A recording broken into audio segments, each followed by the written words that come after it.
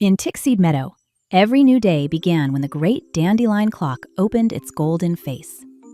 Junie was the biggest young rabbit in the burrow, with lavender fur, a yellow satchel, and ears so long they brushed the grass behind her.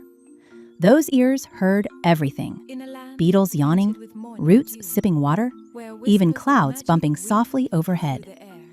She tried to hop in the morning race, but every tiny sound made her stop and listen. The other rabbits reached breakfast while Junie was still hearing the sunrise. That evening, the meadow prepared for the first spring picnic.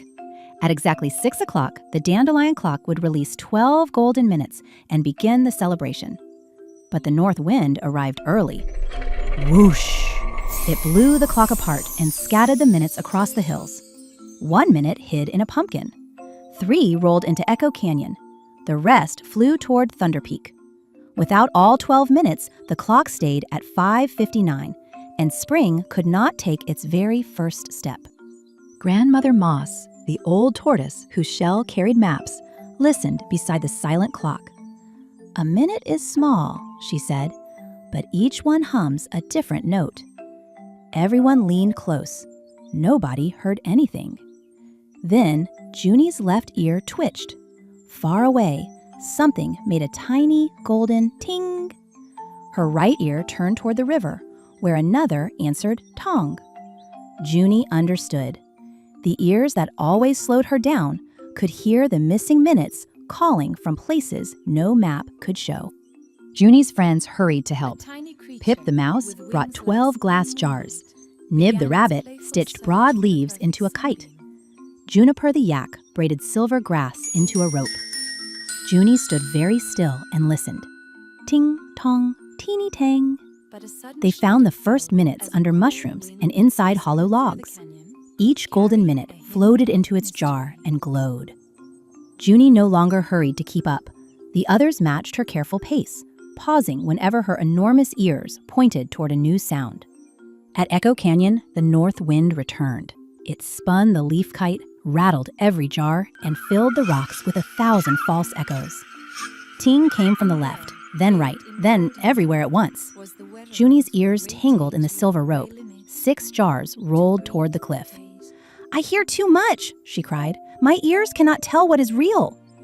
Then, beneath all the noisy echoes, Junie heard one quiet rhythm. Tick, pause, tick. It sounded like the clock waiting patiently. Junie closed her eyes. She let the loud wind rush past, then listened for the pauses between its gusts. Tick, pause, tick. Her ears slowly untangled. She pointed Pip toward a jar behind the boulder and guided Juniper to 2 minutes beneath the kite. Nib tied the rope in time with her rhythm. One by one, the false echoes faded. Junie learned she did not have to listen to every sound equally. She could choose the small sound that mattered most. At the summit of Thunder Peak, the final minute danced inside a spinning storm cloud. The broken dandelion clock waited far below. Junie's friends anchored the kite while she climbed the tallest stone. Tick, pause, listen. Her left ear softened the north wind. Her right ear followed the tiny golden hum. Junie leaped, caught the last minute in her satchel, and opened every jar. 12 lights streamed behind the kite, forming a shining path all the way home. The 12 minutes settled around the dandelion clock. Ting, tong, teeny tang. Its golden face opened wider than ever. Seeds of light floated across Tickseed Meadow. 5:59 finally became 6 o'clock. Spring took one bright step, and flowers burst from the hills in pink, blue, orange, and gold. Picnic blankets unfurled. Warm bread began smelling warm again. Even the north wind softened into a gentle breeze and carried music instead of minutes. The meadow named Junie keeper of the little minutes. She still arrived last at breakfast sometimes, but her friends saved a warm biscuit for her. Whenever someone felt too slow, too distracted, or too sensitive, Junie lifted one enormous ear and said, "You do not have to hear everything. Listen for what matters."